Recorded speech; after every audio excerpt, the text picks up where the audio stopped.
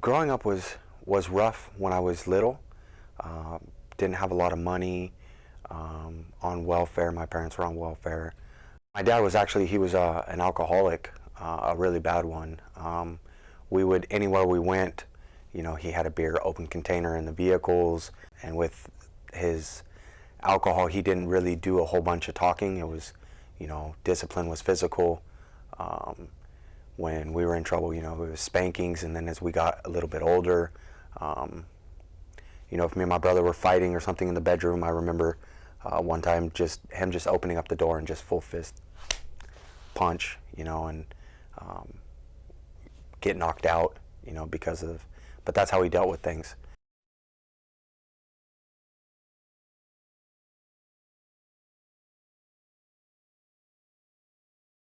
I have a hard time remembering anything younger than 10. I don't know if it's because I don't want to remember it or if it's I just can't remember. I don't really know. But the last time, or not the last time, but the first time I remember is when I was about 10 or 11 years old. And I ended up getting thrown against the wall.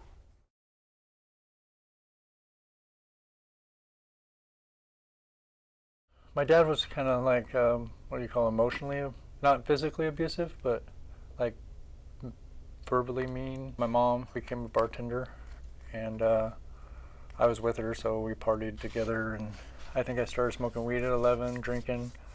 I started smoking cigarettes at like 10, and that all went downhill from there. 9 years old, started drinking my mom's Strawberry Hill Boone Farms. Yeah, she found me drinking her stuff and ended up beating me for drinking her wine.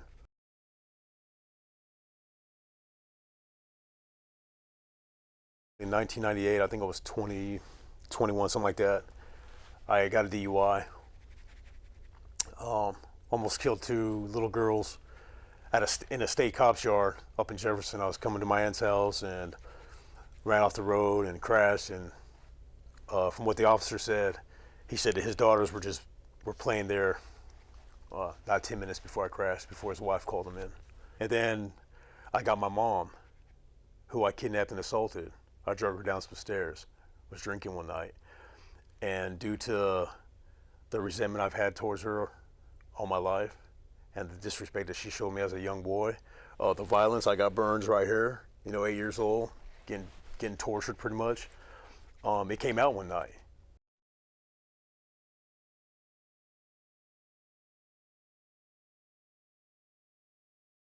It's really important to give victims a voice in the process. When you talk to victims about how they feel about how the process worked for them, whether they felt like they had justice, a lot of times you hear them talk about they had a voice or they didn't have a voice. It's not uncommon for us to hear from a victim that their offender's getting out, and very often they may have built a new life, and so that idea that they're going to come back in and affect them in some way is very scary for them.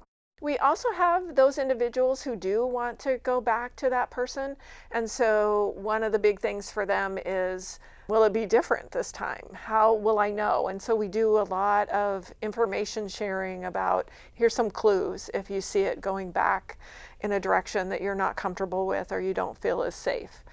If they're wanting reunification, I work with the victims to make sure that they have safety plans, that everything is in place, what they may need to do, whether they were wanting safety or whether they're wanting reunification. It's, you know, I let them make that choice. One of the most important things we can keep in mind is that any type of crime is always a choice that someone makes to do that to someone else, and they can make a different choice. There are times when they have had victimization that they need support to heal from.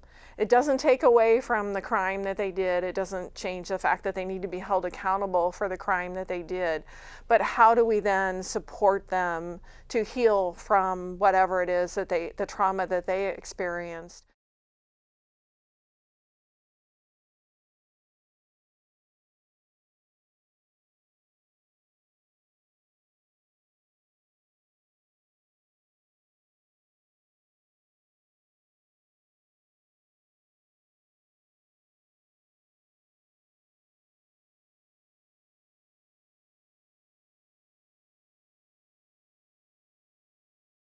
He was scared when he first saw me because he knows the old me and not this new guy that I am now.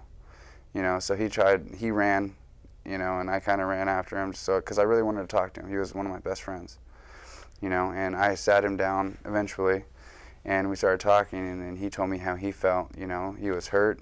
You know, he lost a good friend at that point, you know, not to mention the physical pain that I caused him. You know, he ended up he broke down and cried. And in doing so, I ended up breaking down and crying.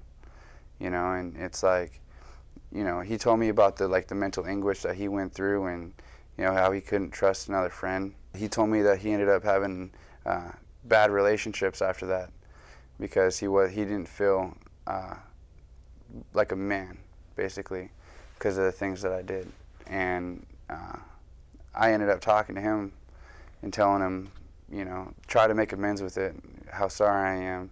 And that's to the point where I started to cry, because I know after hearing what he said, no words can take away the years that he spent being like that.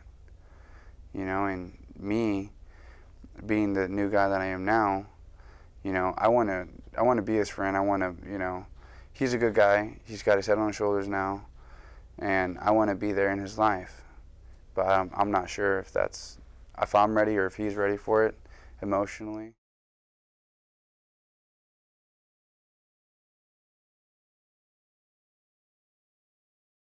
But really, the victims that have been, for me, have been my kids and my family.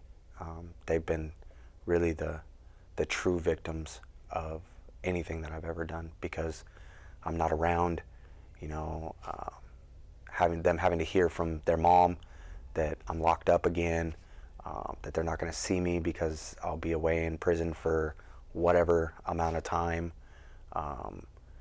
or just not coming home because I was out selling dope. So really, that's pretty much been the victims for me. When I was little, I didn't really know the definition or the meaning of what a dad was, because I never really had a dad really my whole life except for these 2 years.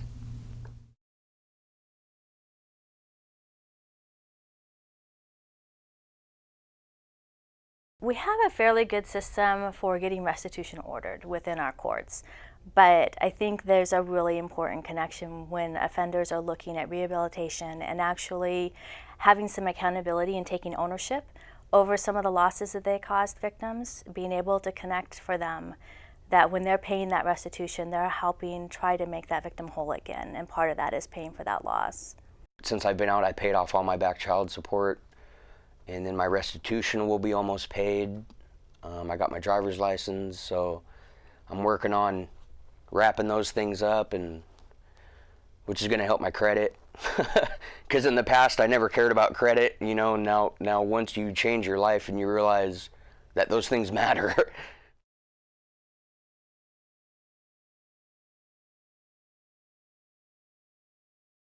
Oh, well, I'm not even the same person.